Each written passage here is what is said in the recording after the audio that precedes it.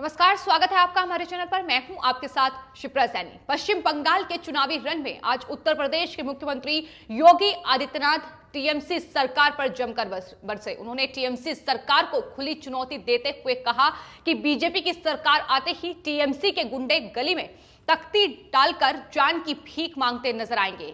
इतना ही नहीं, उन्होंने कहा कि हिंदुओं की भावनाओं को ठेस पहुंचाने का काम टीएमसी सरकार ममता बनर्जी लगातार पश्चिम बंगाल में कर रही है।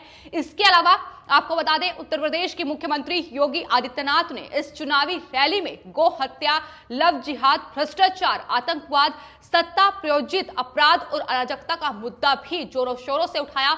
पश्चिम बंगाल के मालदा में आज उत्तर प्रदेश के मुख्यमंत्री योगी आदित्यनाथ की यह चुनावी रैली थी, जहां जय श्री राम का नारा जमकर गूंजा और इसको लेकर उन्होंने ममता बनर्जी पर भी निशाना साधा। उन्होंने कहा कि जो भी पश्चिम बंगाल में अब जय श्री राम का नारा लगाता है, उसे जो टीएमसी के गुंडे हैं वो दरअसल नहीं बकसते हैं और किसी भी तरीके से जय श्री राम का नारा टीएमसी नहीं सुनना चाहती है। उस पर बैन लगाया गया है। वहां पर जो जय श्री राम का नारा लगाता है उस पर हमला कराया जाता है। तो तमाम तरीके से आज उत्तर प्रदेश के मुख्यमंत्री योगी आदित्यनाथ ने टीएमसी सरकार और खासतौर पर मुख्यमंत्री ममता बनर्जी को तमाम उन मुद्दों पर घेरा है जिसको लेकर लगातार बीजेपी इस चुनावों के मद्देनजर टीएमसी सरकार पर हमलावर रही है।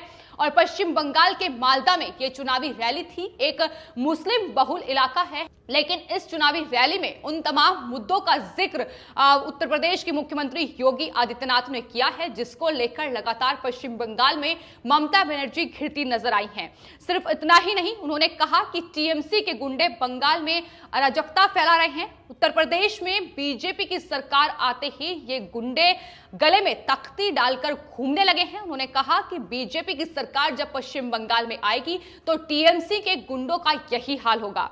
इसके अलावा गो हत्याओं पर भी योगी आदित्यनाथ ने टीएमसी सरकार को घेरा। उन्होंने कहा कि दरअसल ईद के मौके पर गो हत्याएं कराई जाती हैं और इस पर टीएमसी सरकार मौन नजर आती है।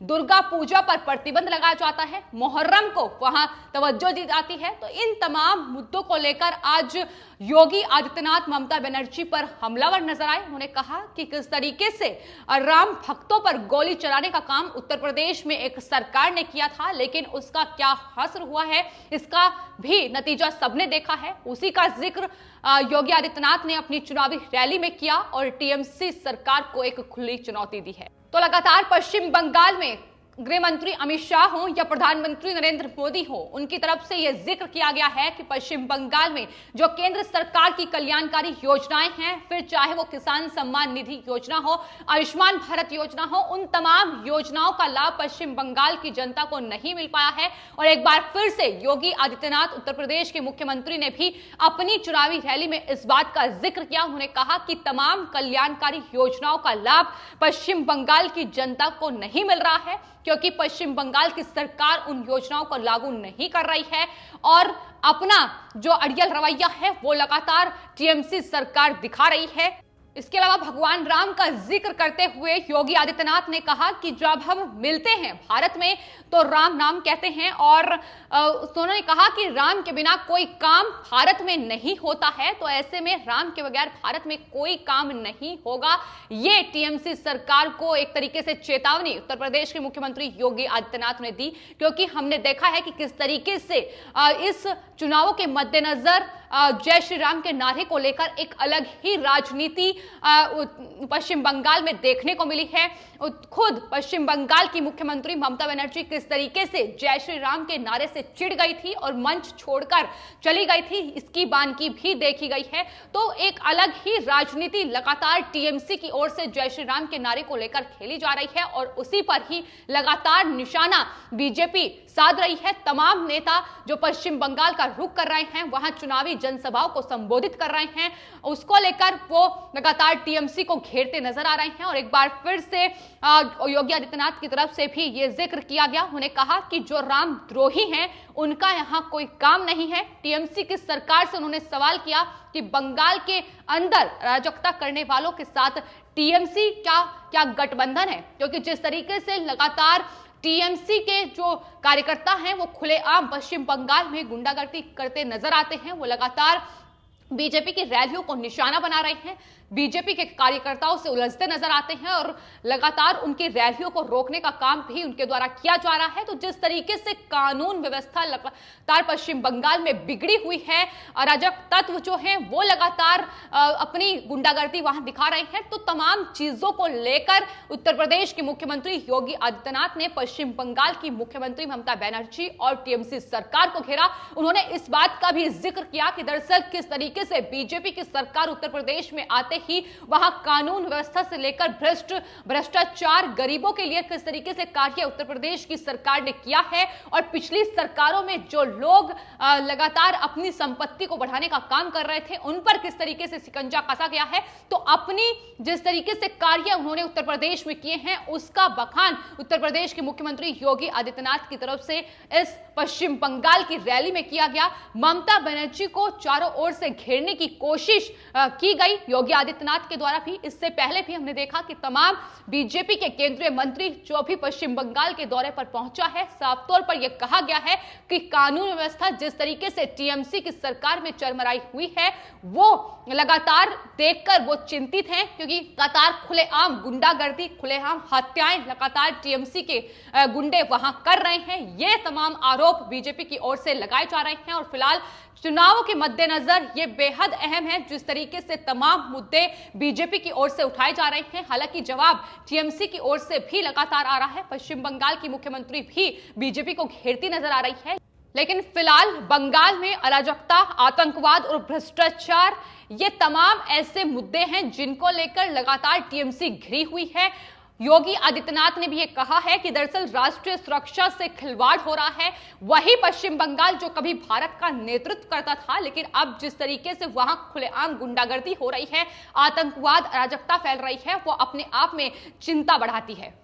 तो टीएमसी और पश्चिम बंगाल की मुख्यमंत्री ममता बनर्जी पर निशाना साधते हुए योगी आदित्यनाथ ने न सिर्फ आतंकवाद, अराजकता जैसे मुद्दों को उठाया, बल्कि लव जिहाद को लेकर जिस तरीके से बड़ा फैसला उत्तर प्रदेश की सरकार ने लिया है, एंटी लव जिहाद कानून पास कर दिया गया है, इसको लेकर भी पश्चिम बंगाल में टीएमसी को घेरने की कोशिश योगी आदित्यनाथ की तरफ से की गई। उन्होंने कहा कि लव जिहाद को लेकर कोई भी फैसला पश्चिम बंगाल की सरकार नहीं ले पा रही है।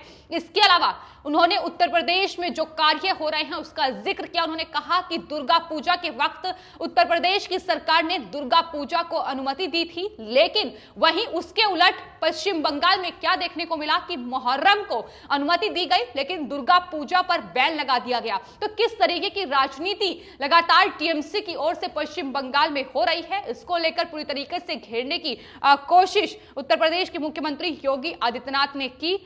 तो उत्तर प्रदेश के मुख्यमंत्री योगी आदित्यनाथ पश्चिम बंगाल के मालदा में ये चुनावी रैली कर रहे थे और जिस तरीके से टीएमसी को घेरा है वो अपने आप में कई सवाल खड़े कर रहा है, क्योंकि उन तमाम मुद्दों का जिक्र योगी आदित्यनाथ ने किया है जिसको लेकर लगातार टीएमसी अब सवालों के कटघरे में खड़ी हुई है। और साफ तौर पर मालदा की धरती पर जब चुनावी रैली के लिए उत्तर प्रदेश के मुख्यमंत्री पहुंचे तो उन्होंने कहा कि मालदा जो है भारत की सनातन भूमि है और इससे वो नमन करते हैं। बंगाल परिवर्तन की धरती रही है। उन्होंने कहा कि इसी धरती ने भारत को पहला नोबेल प्राइज भी दिया है।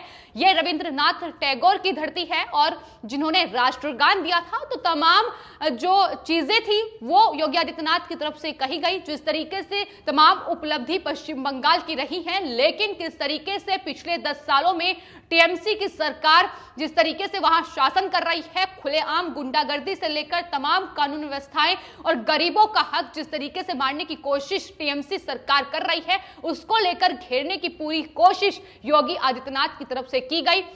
उन्होंने टीएमसी को खुली चुनौती दे दी है कि दरअसल बीजेपी की सरकार आना लाजमी है, क्योंकि जिस तरीके से वहां आतंकवाद, अराजकता और तमाम टीएमसी जिस तरीके से गुंडागर्दी पर उतर आई है उसका जवाब पश्चिम बंगाल की जनता उन्हें देगी। लेकिन फिलहाल इस चुनावी रण में पश्चिम बंगाल के विधानसभा चुनाव अपने आप में बेहद अहम है। बीजेपी कमबैक की कोशिश कर रही है, कमल खिलाने की पूरी तैयारी बीजेपी ने कर ली है, लेकिन वहीं टीएमसी सरकार, वहीं टीएमसी जो है वो हैट्रिक की तैयारी में है। लेकिन फिलहाल जो स्थिति है वो देखने को मिल रही है कि जय श्री राम का नारा फिलहाल पश्चिम बंगाल की राजनीति में गूंज रहा है। और जिस तरीके से आने वाले वक्त में पश्चिम बंगाल में चुनाव होंगे, उसके बाद 2 मई को नतीजे सामने आएंगे, तस्वीर साफ हो जाएगी। लेकिन फिलहाल जिस तरीके से बीजेपी अपनी चुनावी जनसभाएं कर रही है वो खुलेआम टीएमसी के लिए एक बड़ी चुनौती बनी हुई है।